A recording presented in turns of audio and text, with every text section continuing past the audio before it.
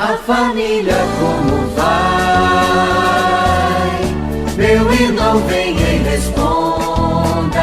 E nós estamos aqui mais uma vez pela Alvorada, não somente pela Rádio Alvorada, mas também pelas plataformas, pelo YouTube, também pelo Spotify. Você pode acompanhar, e não somente acompanhar, você pode também divulgar, compartilhar, fazer com que esse momento que nós vamos viver aqui possa chegar a mais pessoas, porque afinal de contas é um momento também de formação, é o nosso podcast, A Família Como Vai? E aqui nós estamos tratando das coisas de família. Eu sou o diácono Geraldo Luiz, sou diácono da nossa Arquidiocese de Londrina, tenho também a formação em terapia de casal e família, atendo casais e famílias em consultório, e o objetivo desse nosso encontro aqui é tratarmos de questões concretas da vida de família.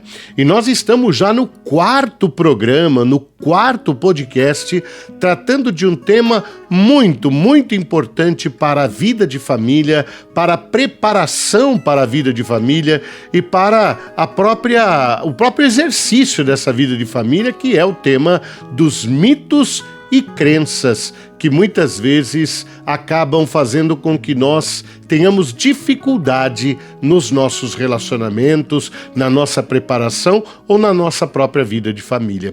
Esses mitos e crenças, como nós já falamos, por exemplo, que não pode haver discussão entre um casal, que os dois têm que estar sempre alinhados, ou que um tem que saber o que o outro precisa sem que o outro fale, são todos mitos que nós encontramos e que muitas vezes acabam prejudicando a relação em família. E hoje nós queremos trazer mais um mito com o qual nós temos que tomar muito cuidado, porque ele é muito divulgado através de músicas, através de entrevistas, e é uma visão muito superficial a respeito do casamento. Que mito é esse? É o mito, querido irmão, querida irmã, de que quando nós nos preparamos para o casamento, ou como nós vamos para o casamento, nós vamos encontrar sempre a nossa metade. Nós vamos encontrar sempre aquela pessoa que vai nos completar, como se houvesse, como já disse a canção, duas metades de uma laranja, ou como se houvesse uma panela e uma tampa para essa panela, ou ainda a expressão alma gêmea, como se nós tivéssemos uma alma gêmea. E é preciso tomar cuidado com isso, querido irmão, querida irmã, acreditar que existe uma pessoa que vai se encaixar perfeitamente naquilo que nós somos. Ela está perdida por aí e eu vou encontrá-la. E o dia que eu encontrá-la, eu serei feliz. Isso é um mito, isso é uma crença que não se concretiza verdadeiramente. A primeira coisa que nós temos que levar em consideração, e aí a própria palavra de Deus vem iluminar a nossa mente, é que nós não somos metade, querido irmão, querida irmã. Nós somos inteiros. Cada um de nós somos plenos, templos do Espírito Santo, templos da Trindade. Nós somos criados à imagem e semelhança de Deus.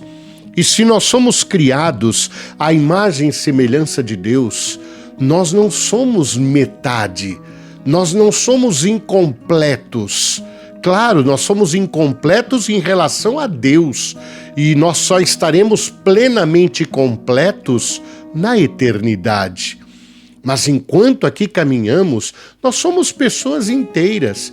Então não fiquemos com essa ilusão de que existe uma metade nossa caminhando por aí e o dia que nós encontrarmos, nós seremos felizes. Não, querido irmão, querida irmã. As diferenças entre os casais, as diferenças entre duas pessoas que se amam, elas são esperadas. E mais do que isso, elas são até necessárias.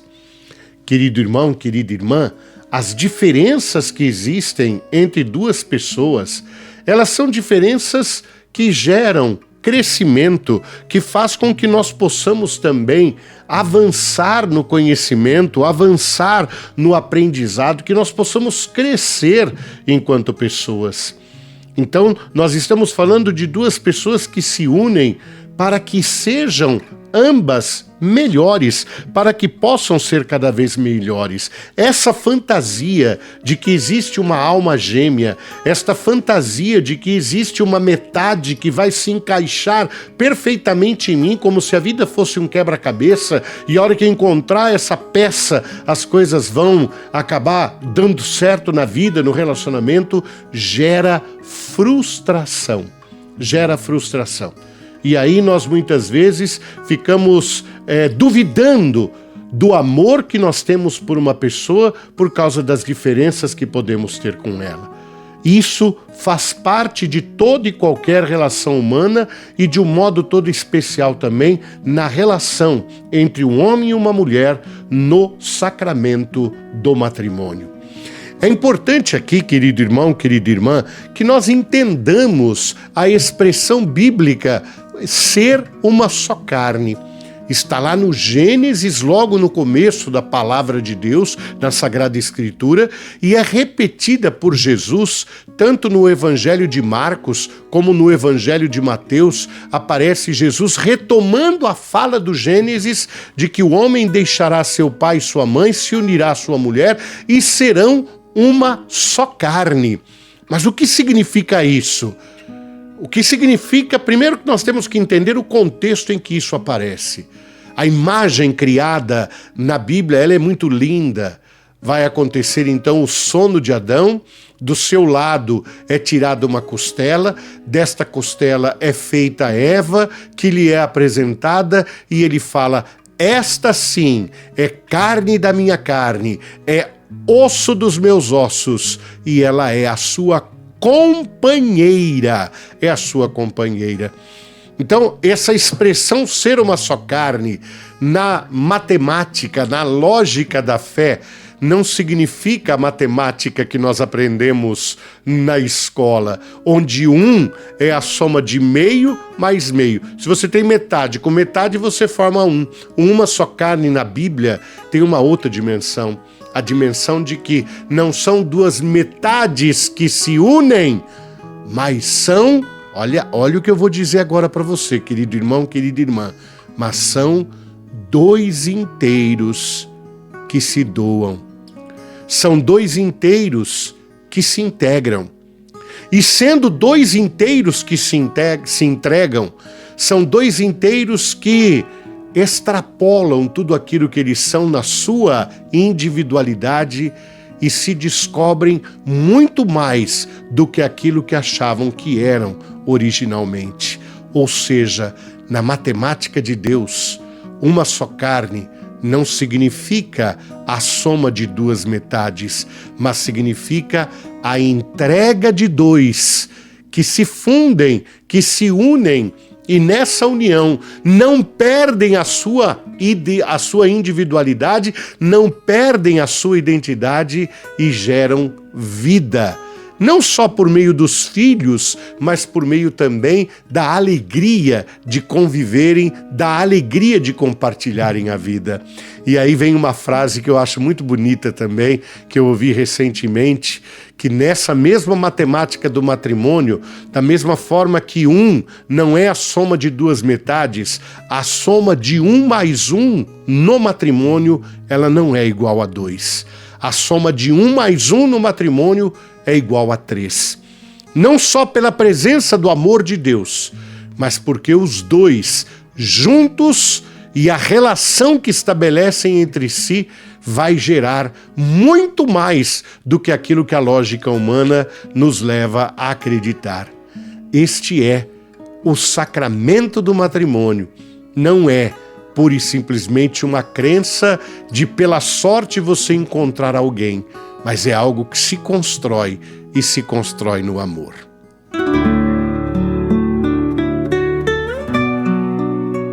E seguimos com o nosso programa, podcast A Família Como Vai. E este segundo bloco, querido irmão, querida irmã, é um bloco reservado à Palavra de Deus, para que a palavra de Deus ilumine a realidade de família, para que a palavra de Deus ilumine a realidade da relação matrimonial, da relação do casamento, do noivado, do namoro, que a palavra de Deus venha realmente para nos iluminar. E nós temos refletido nessa sequência de programas e de podcast, nós temos refletido sobre o trecho da carta de Paulo aos Coríntios, a primeira carta de Paulo aos Coríntios, no capítulo 13, o hino ao amor, né? Essa verdadeira pérola da literatura mundial e que se encontra lá na Sagrada Escritura como uma inspiração para a vida de casados, para vivermos efetivamente o amor. Nós já falamos que o amor é paciente, nós já dissemos que o amor é bondoso, que o amor não é invejoso, e hoje a palavra de Deus vem dizer que o amor não é soberbo, que o amor não é vaidoso, que o amor não é arrogante, que o amor não é orgulhoso. E essa expressão, o Papa Francisco, na Amoris Laetitia, ele vai aprofundar qual o significado de nós dizermos que o amor não é orgulhoso, que o amor não é soberbo. Na realidade, Papa Francisco lembra, na raiz da palavra, que quem ama evita ficar falando somente de si mesmo. Quem ama não se deixa levar pela vanglória. Quem ama não se torna uma pessoa pedante ou uma pessoa agressiva porque só vê aquilo que lhe convém ou só vê as suas próprias qualidades. Quem ama não pretende estar no centro. Então esse é um desafio, querido irmão, querida irmã, esse é um desafio. Nós cultivarmos uma relação com as pessoas onde nós não nos colocamos no centro, onde nós não ficamos impondo exigências, onde nós não nos consideramos mais sábios, mais espirituais e, portanto, aqueles que vamos dominar e dizer o que é certo e o que é errado na nossa relação com a pessoa que amamos ou ainda na nossa relação familiar. O amor não se coloca de forma arrogante, o amor não se coloca de uma forma pedante, como foi dito, o amor não se coloca nessa posição de dominação. E isso, querido irmão, querida irmã, mostra também que o amor não é presunçoso. O que significa ser presunçoso? É aquela expressão que as pessoas usam muitas vezes, né, de uma forma assim mais simples, a pessoa que se acha, né? Não é nem a pessoa que se acha, tem gente que se tem certeza, né? São pessoas que absolutamente não têm nenhum tipo de autocrítica, elas acham que são donas da verdade e se comportam desta maneira e trazem muito sofrimento para as pessoas que convivem com elas, porque não são capazes de olhar numa outra perspectiva. Estão sempre centradas na sua forma de entender a realidade e não abrem mão da sua forma de conceber. E nós, infelizmente, estamos vivendo momentos muito fortes nesse sentido, né? E que são alimentados também pelas redes sociais, porque os algoritmos das redes sociais fazem com que você veja só aquilo que você gosta. Então, vai aparecer para você sempre postagens e mensagens que vão reforçar a sua forma de pensar. E aí você vai achando que só tem isso, porque você recebe isso no seu celular, você só consome isso, e aí você acha que você está sempre com a razão, você está sempre certo. E isso traz realmente um desgaste muito grande nas relações, seja do casal, seja com os filhos, seja com a família ampliada. Papa Francisco faz uma menção aqui muito interessante que eu quero compartilhar com você. Papa Francisco fala da dificuldade da convivência familiar com pessoas que às vezes não têm uma formação religiosa tão apurada. Então, de repente, dentro da família, existe aquela pessoa que se considera uma pessoa bem formada na sua doutrina, na catequese, naquilo que diz respeito à fé. E aí ela convive com pessoas dentro da própria família que não tem tanta formação religiosa assim. E isso acaba se transformando num verdadeiro desgaste das relações familiares. Por quê? Porque essa pessoa que tem uma formação, por vezes acaba tomando uma postura arrogante, por vezes acaba tomando uma postura de imposição dos seus argumentos contra os outros e que vai fazendo com que essa pessoa se torne uma pessoa insuportável. Eu estou te chamando a atenção para que você analise a você. Eu não quero que você fique pensando nos outros, não. Nós temos que pensar em nós. Será que nós que buscamos uma formação, às vezes não nos transformamos em pessoas de difícil relacionamento? Porque nós nos consideramos donos da verdade e nos falta a caridade. Não temperamos o nosso conhecimento com a caridade, não temperamos o nosso conhecimento com aquilo que o Papa Francisco coloca como fundamental, a humildade. Papa Francisco traz para as relações familiares essa humildade como aquela que vai curar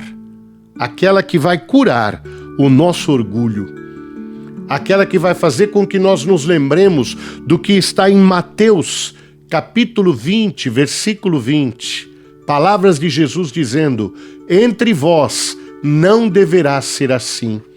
Quem quiser ser o maior, seja aquele que serve, seja aquele que cuida, seja aquele que está atento à necessidade do outro.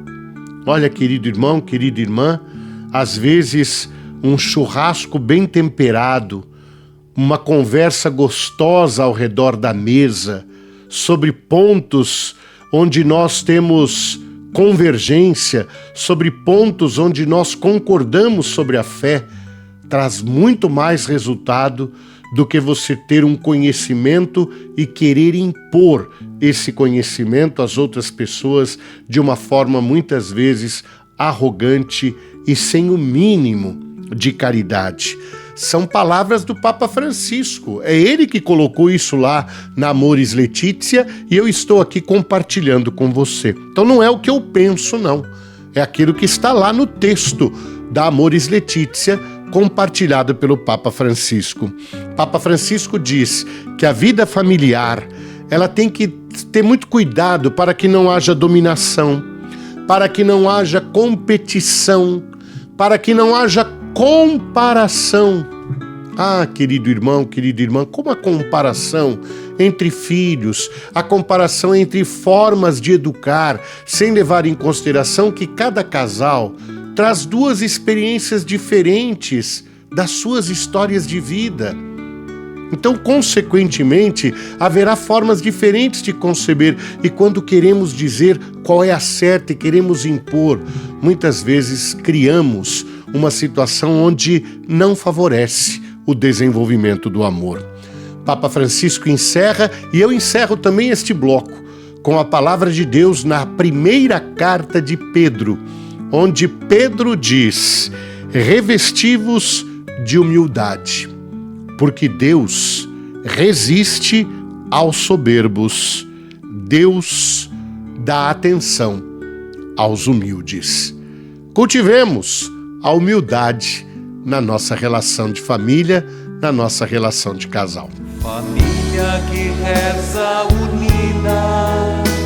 unida sempre estará. E nós chegamos ao terceiro bloco, é o bloco final desse nosso podcast, deste sábado, e que você pode acompanhar também nas plataformas, no Spotify, pelo YouTube, tá lá também esse podcast para que você possa acompanhar, e não somente acompanhar, possa divulgar, possa compartilhar, copia lá o link e convide as pessoas também a participarem dessas comunidades que a Rádio Alvorada se faz presente, o seu canal no YouTube, se inscreva, Vai lá, bate no sininho para você receber as notificações.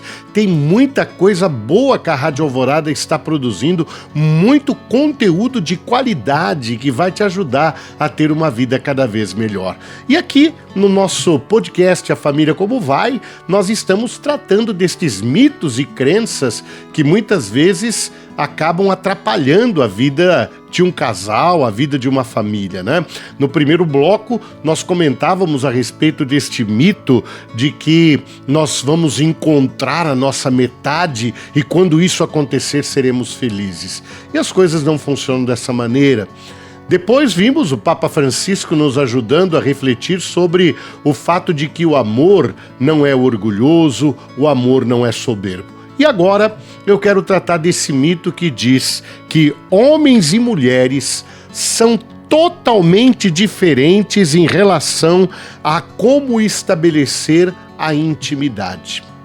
O homem é de um jeito, a mulher é de outro jeito e, portanto, a forma deles se relacionarem é dentro desse padrão.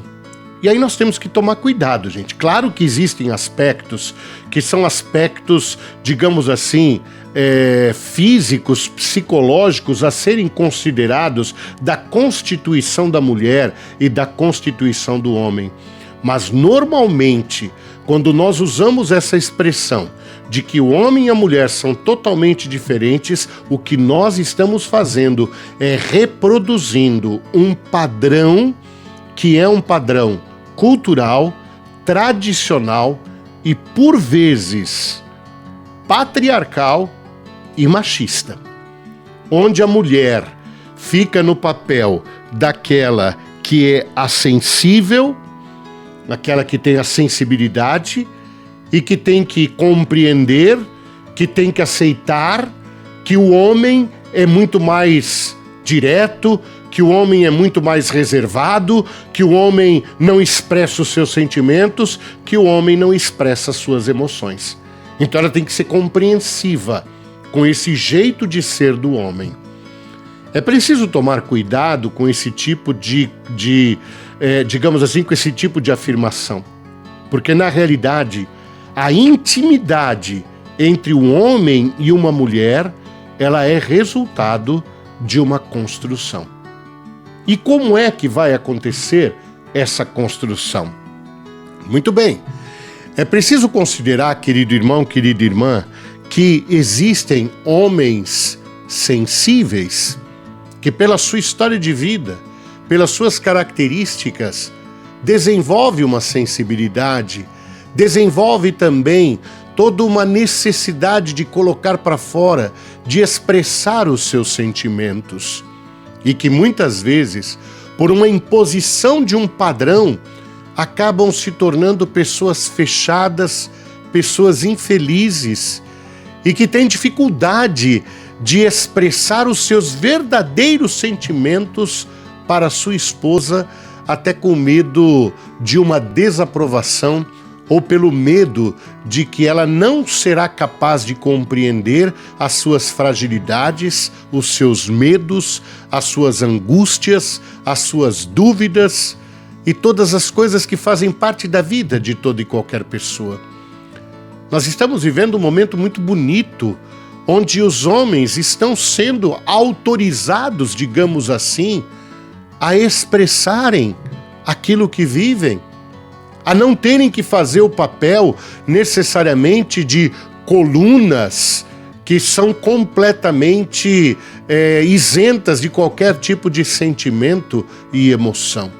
E ao mesmo tempo, querido irmão, querida irmã, nós encontramos mulheres mais fechadas, com dificuldade de expor os seus sentimentos.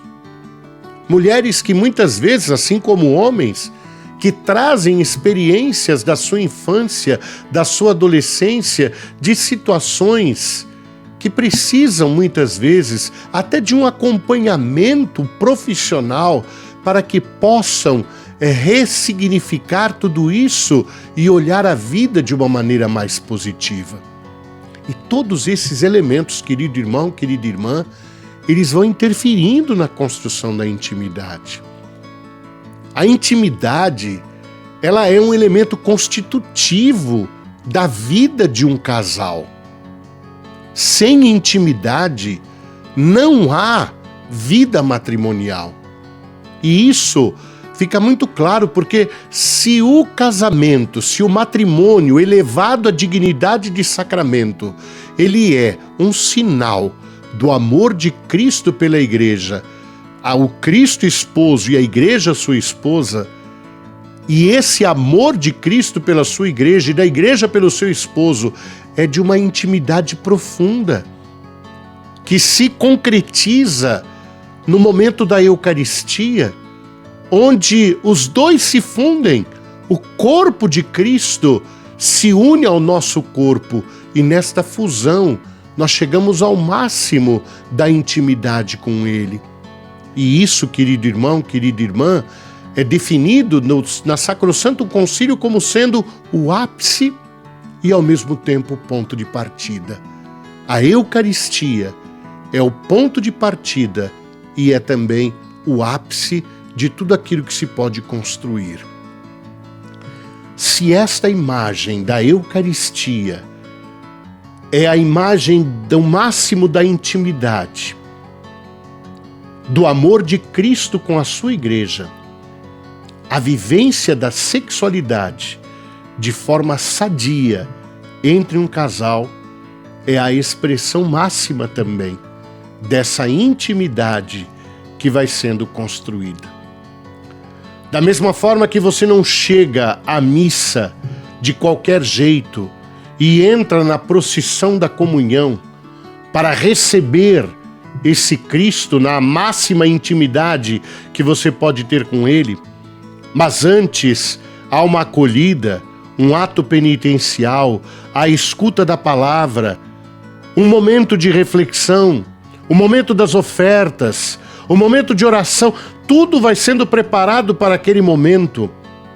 A vida sexual, o ato sexual, que é o ápice da vida matrimonial, ele também não pode ser algo que acontece fruto do acaso.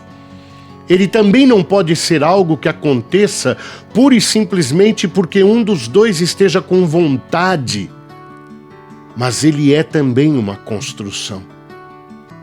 O verdadeiro ato sexual de um casal, ele não começa na cama ou no momento em que eles começam as suas carícias, mas ele começa lá no café da manhã. Ele começa antes até nas coisas que foram sendo compartilhadas, no diálogo que foi acontecendo, na comunicação, no carinho, no beijo, na preocupação, na troca de mensagens para saber como está o dia, como está a vida, como estão as dificuldades. Tudo isso, querido irmão, querida irmã, vai criando o ambiente para que se possa chegar a uma plena intimidade que seja algo realizador para o homem e para a mulher, que possa ser o ponto de chegada de tudo aquilo que viveram e possa ser o ponto de partida para aquilo que vão viver, mas que estarão juntos, disponíveis um ao outro para que possam desfrutar cada vez mais deste amor que experimentam. Então, querido irmão, querida irmã, a intimidade é algo que homem e mulher constroem juntos, se conhecendo, se deixando conhecer, se revelando, se entregando e confiando sempre, cada vez mais, um no outro. É isso. Mais um podcast, A Família Como Vai, para você compartilhar, para você divulgar e para você também desfrutar como casal e como família. Um grande abraço. A família como vai, meu irmão vem.